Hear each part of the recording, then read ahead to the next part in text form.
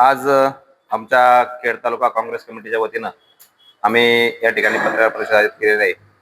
आपल्या सगळ्यांना निरोप देऊन आपण हजर राहिलात त्याबद्दल सर्वप्रथम सर्वांचं आपलं हार्दिक असं अभिनंदन करतो. पत्रकार परिषद घ्यायचं कारण असं की होऊ घातलेल्या पंचायत समिती आणि जिल्हा परिषद निवडणुका याच्यामध्ये आमच्या काँग्रेसतर्फे फक्त एकच उमेदवार आम्ही दिलेला आहे. बाकीच्या आमच्या 4 ते 5 उमेदवारांनी तयारी करून थोडंसं आमच्या मित्रपक्षांनी फसवणूक केल्यामुळं आमचे 2 ते 3 उमेदवारांनी पक्ष बदलून दुसऱ्या पक्षात गेलेले आहेत. याचं कारण असं आहे की आम्ही विधानसभेला स्वतः वैयक्तिक मी फॉर्म भरला होता, पण आमच्या मित्रपक्षांचे आमदार बाबाजी काळे यांनी आम्हाला सांगितलं की तुम्ही फॉर्म मागे घ्या, आपली आघाडी आहे, जिल्हा परिषद आणि पंचायत समितीमध्ये तुम्हाला योग्य वाटा देऊ. त्यांचं ऐकून आम्ही फॉर्म मागे घेतला.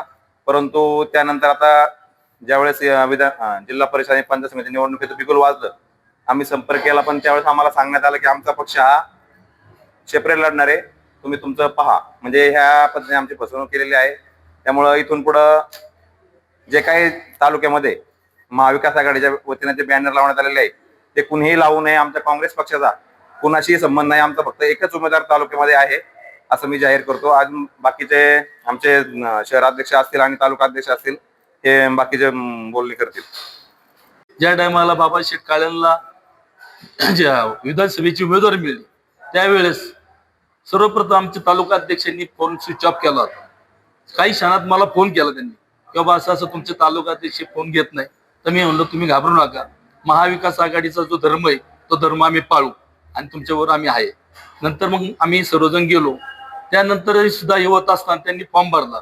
आमचे सहकारी मित्र या ठिकाणी युवकचे ते प्रदेशचे सचिव आहे, त्यांच्या मनात आलं की आपल्याला विधानसभेची उमेदवारी मागायची. पक्षांनी उमेदवारी नाही दिली तरी सुद्धा आम्ही अपक्ष म्हणून फॉर्म भरला. तर फॉर्म भरल्यानंतर आम्हाला त्यांनी स्पष्ट सांगितलं की तुम्ही आमच्याबरोबर या, आमचं काम करा. जिल्हा परिषद, पंचायत समिती, त्यानंतर नगर परिषद, खेड तालुक्यामध्ये 3 नगर परिषद, त्या 3ही नगर परिषद तुम्हाला काही ना काही कुठेतरी आम्ही जागा देऊ असं त्यांनी स्वतः या तालुक्याचे आमदार, विद्यमान आमदार बाबाजी शेठ काळे यांनी आम्हाला सूचित केलं होतं. ज्या टायमाला नगर परिषदेची इलेक्शन लागली चाकणमध्ये, या ठिकाणी आमचे अध्यक्ष, शहराध्यक्ष त्यांच्या सौभाग्यवतीला आम्ही संगीताला उमेदवारी दिली. आता त्या टायमाला महाविकास आघाडीचे आमदार इथं आहे, त्यांनी फॉर्म भरायला स्वतः यांच्या फॉर्मसाठी यायला पाहिजे होतं, आमचं प्रश्न होतं. पण त्याने दुसऱ्या गटामध्ये जाऊन त्यांना तिथं समर्थित केलं. हे त्याचा आम्ही त्या ठिकाणी निषेध करतो.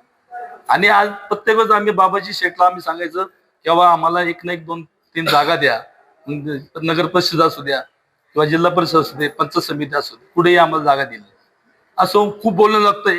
आज पत्रकार परिषद घेण्याचा एकच मार्ग आहे, एकच आम्ही या ठिकाणी ठरवलेलं आहे की आता आमचा एक उमेदवार मी उभं केलेला आहे.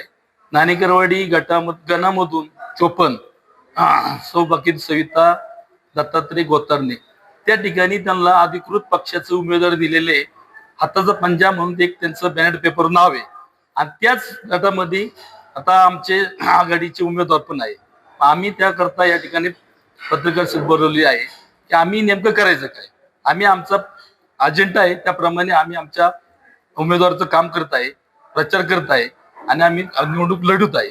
तर या इतर ज्या ठिकाणी जो मेसेज गेलेला आहे की त्यांनी आम्हाला गृहीत धरलेलं आहे, आमचा झेंडा वापरतात, आमचे फोटो वापरतात, आमचं परत प्रदेश अध्यक्षाचा फोटो वापरलाय, आमचे विरोधी केंद्रीयातले राहुलजी गांधी आमचे सर्व त्यांचाही बॅनरवर फोटो लावलेला आहे.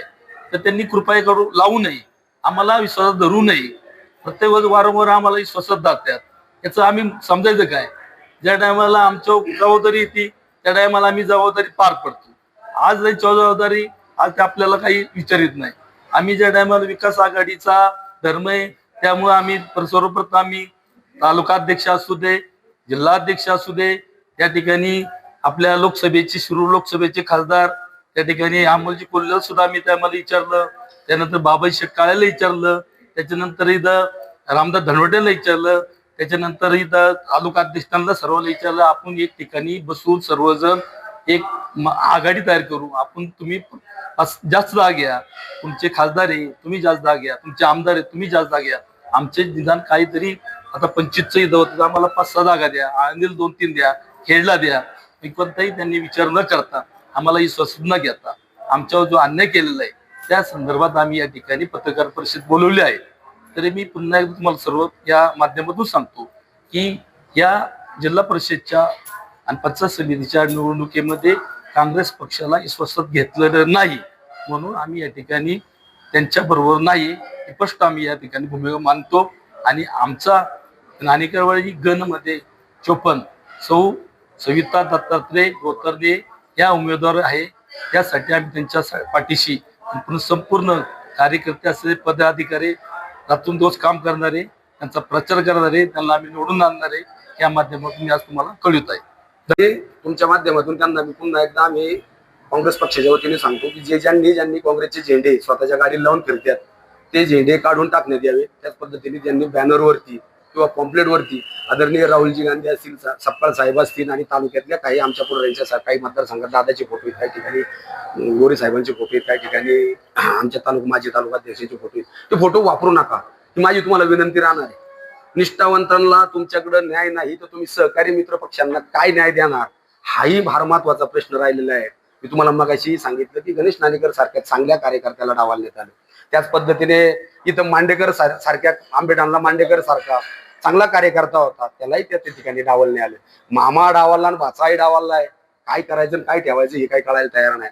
आज सगळेजण आपण एकत्र येऊन निवडणुका लढायच्या असं ध्येय धोरण असताना काही कार्यकर्त्यांचं तुम्ही बघा, शिवसेनेच्या मशालीच्या काही कार्यकर्ते एका विशिष्ट गटात गेले की तिकडं मशालीचं काम करतात, ह्या इकडे आले की बाणाचं काम करतात, तिकडे गेले की बीजेपीचं काम करतात. म्हणजे तुमच्यामध्ये कुठलंही ध्येय धोरण राहिलेलं नाही, तुमच्यामध्ये पक्षाची ध्येय धोरण नाही. पक्ष तुमच्या दृष्टिकोनातून महत्वाचा नाही, तुमच्या दृष्टिकोनातून माझा मित्र, माझा पाहुणा, माझा नातलग, माझा हे एवढंच सगळं चाललेलं आहे. त्याच्यामुळं आम्हाला ही भूमिका आज वठवावी लागलेली आहे. तुम्ही मला सांगा पत्रकार साहेब, तुम्ही एक डमी फॉर्म भरता, त्या मतदारसंघामध्ये एकही निष्ठावंत कार्यकर्ता नाही का डमी फॉर्म भरायचा का? असा फॉर्म भरायचा 1,12,00,000 रुपये खर्च आहे का? तुम्ही तो सुद्धा घरातला भरताय. म्हणजे तुमचा कार्यकर्त्यांवर विश्वास किती आहे की जर त्याचा फॉर्म भरला तर पगार घेतो का नाही? ही वस्तुस्थिती आहे ना. अहो, एखाद्या कार्यकर्त्याला सर्वसामान्य ग्रामपंचायत सदस्य असेल, सोसायटीचा डायरेक्टर असेल, याला त्याला सांगाल बा तुझ्या मिसेसचा फॉर्म एक आपला भर, आपल्याला निवडणुकीला जर काही गडबड झाली, उद्या हे चांदणी चुडणीमध्ये काही जर गडबड झाली तर आपल्याला फॉर्म लागतो भरायला, असं तुम्ही सांगायला पाहिजे. पण ते नाही, दुसऱ्यांवर कोणावरच विश्वास ठेवायचा नाही. जे काय आहे ते माझं कुटुंब, मी, माझं अस्तित्व, ह्याचा निषेध करण्यासाठी आम्ही ही पत्रकार परिषद घेतलेली आहे. आणि काँग्रेस पक्षाचा त्यांना कुठल्याही प्रकारचा कसल्याही प्रकारचा पाठिंबा नाही हे पुन्हा एकदा तुमच्या माध्यमातून सांगतो आणि थांबतो.